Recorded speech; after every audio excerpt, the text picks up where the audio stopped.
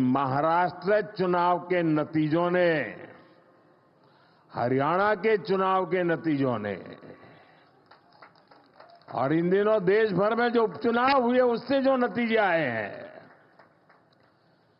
पूरे देश में कैसा विश्वास भर दिया है, ये मैं आपके आंखों में देख रहा हूं। अब देखिए, उड़ीसा ने शुरुआत की, फिर हरियाणा, फिर महाराष्ट्र, और यही तो भाजपा की विशेषता है और यही हमारे कार्यकर्ताओं का सामर्थ्य है, हमारी पार्टी के कार्यकर्ताओं का सामर्थ्य है। विपक्षी दल बीजेपी सरकार के खिलाफ सुबह शाम अपप्रचार करते रहते हैं, लेकिन जनता बीजेपी सरकार के कामों को देखकर उन्हें आशीर्वाद देने खुद मैदान में दौड़ पड़ती है। आप याद करिए, चुनाव से कुछ महीने पहले तक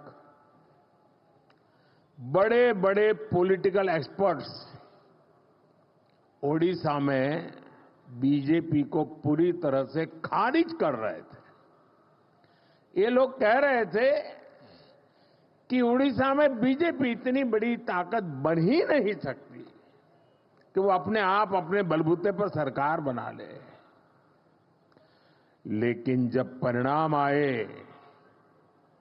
तो सारे के सारे अपने आप को बड़ा तीसमार का मानते थे। वो लोग हैरान हो गए, क्योंकि उड़ीसा के लोगों ने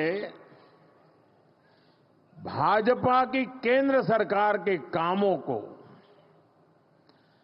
और दिल्ली में बैठते हुए भी उड़ीसा के लोगों के साथ जो अपनापन का नाता, सुख दुख का साथ, ये 10 साल में उड़ीसा के गांव गांव, घर घर ये बात पहुंच चुकी थी।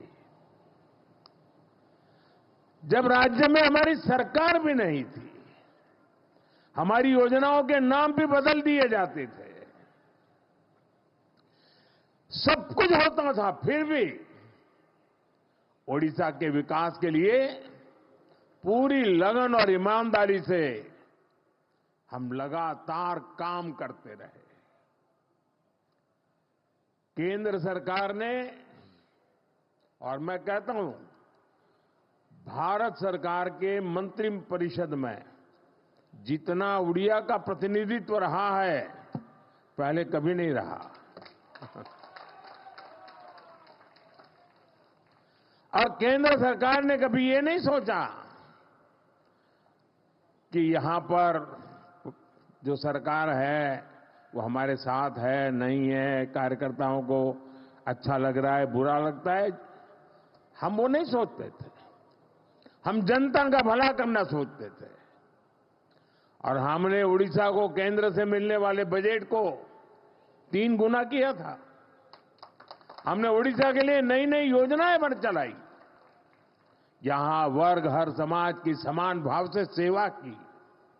और इसलिए उड़ीसा की जनता बीजेपी की नीतियों को और कार्यशैली को भली भांति जान पाई, उनका एक विश्वास पैदा हुआ और दिल खोलकर हमें आशीर्वाद दिया।